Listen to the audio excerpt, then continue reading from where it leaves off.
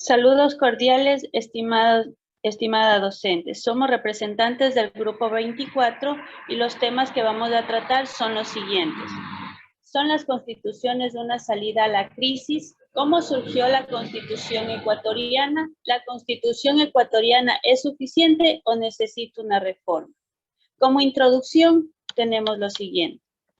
La Constitución de la República del Ecuador fue reformada en el año 2008 en cuanto a derechos y a justicia que se debe poseer la República Ecuatoriana, en la que los ecuatorianos nos debemos sentir seguros que en un futuro, mediante la ejecución de las reformas institucionales y legales que en la actualidad se viven.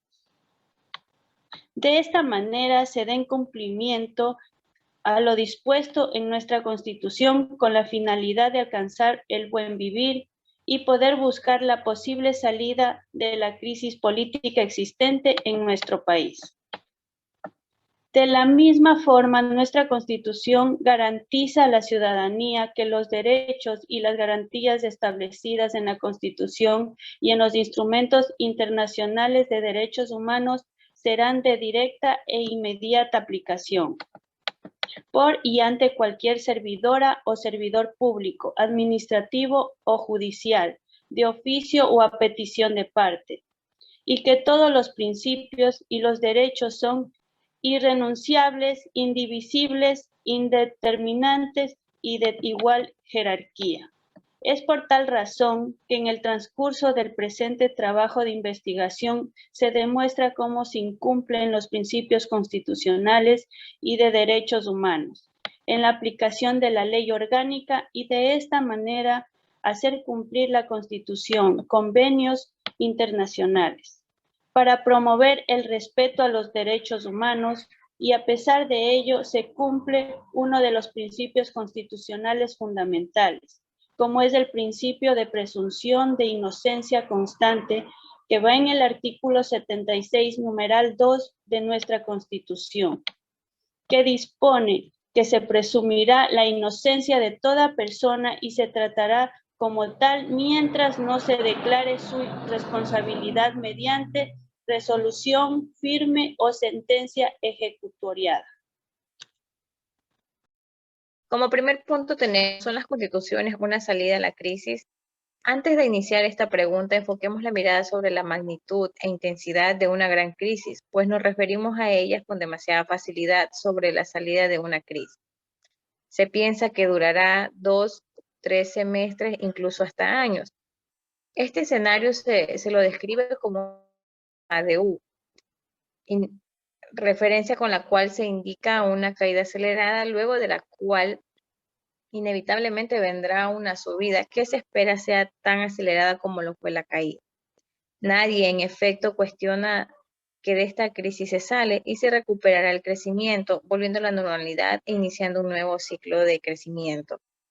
Se piensa de esta manera porque esta crisis es una más de entre las tantas cíclicas que acostumbra experimentar un Estado.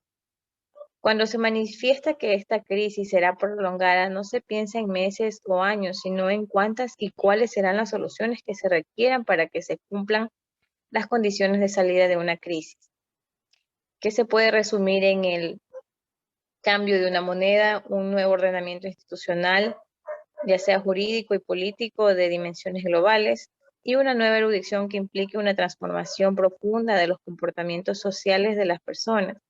Así, la crisis podrá durar 3, 5, 10, 20 años. Esto dependerá de lo que el Estado tarde en buscar nuevas resoluciones. Son varias las peticiones que sugieren que la solución para atender un levantamiento social en un país es que se convoque a una asamblea constituyente para redactar una nueva constitución.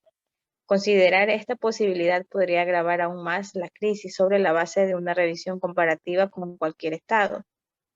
En cambio, se plantea la utilización de los canales ya existentes de una constitución vigente. Un reemplazo constitucional, entendida como la sustitución absoluta de un texto constitucional por otro en América Latina, es una especie de solución definitiva para creer que las coyunturas políticas graves se suprimen con la redacción de un nuevo texto constitucional. Sería incoherente interpretar fenómenos sociales con cifras sin tener en cuenta los contextos, razón por la cual, en paralelo a la revisión de datos, su interpretación debe ser dada a partir de las coyunturas históricas, ya que no es lo mismo la manifestación de las independencias en las que afloraron múltiples constituciones al inicio del siglo XIX, las fortalezas políticas de la religión, liberales, conservadoras y progresistas. Tienen la responsabilidad de mantener constituciones en el largo plazo y no en los términos de acomodar los intereses de gobiernos de turno. ¿Cómo surgió la Constitución ecuatoriana? Ecuador ha generado muchos cambios o reformas a la Carta Magna, desde el punto de vista político, los inicios de la Gran Colombia y la República del Ecuador. Hasta el momento se han implementado 20 constituciones que han ido marcando la historia constitucional del mismo. Una constitución está conformada por normas y decretos jurídicos que facultan al Estado para desempeñar sus objetivos y sus funciones. Y esta a su vez tiene por objetivo la organización y la construcción del Estado, además de garantizar el bienestar de todos los habitantes de una nación. La República del Ecuador surgió en 1830 y fue aprobada en la ciudad de Riobamba, por consiguiente, esta es considerada como la primera constitución. Sin embargo, vale la pena reconocer que antes existieron otras constituciones, como lo fue la quiteña, que surgió en 1812 y es parte de los sucesos constitucionales de la República del Ecuador. Sin embargo, esta no se considera como la primera debido a que no tuvo éxito y fracasó. A la primera Constitución del Ecuador, que fue convocada por Juan José Flores el 11 de septiembre de 1830, acudieron 30 congresistas, 10 por cada una de las 3 ciudades, Cuenca, Guayaquil y Quito, y estuvo dirigida por José Fernández de Salvador. Con la entonces moderna Constitución, el Ecuador se apartó de la monarquía, despidiéndose así de la dependencia existente con España. Se piensa que la Constitución utilizó como referencia e inspiración a la Gran Colombia para la creación del Estado ecuatoriano. La Constitución del Ecuador ha tenido constantes reformas o actualizaciones, pues en este país se han redactado 20 constituciones en total. La más actual es la Constitución de Montecristi, creada el 20 de octubre del 2008, durante el mandato de Rafael Correa.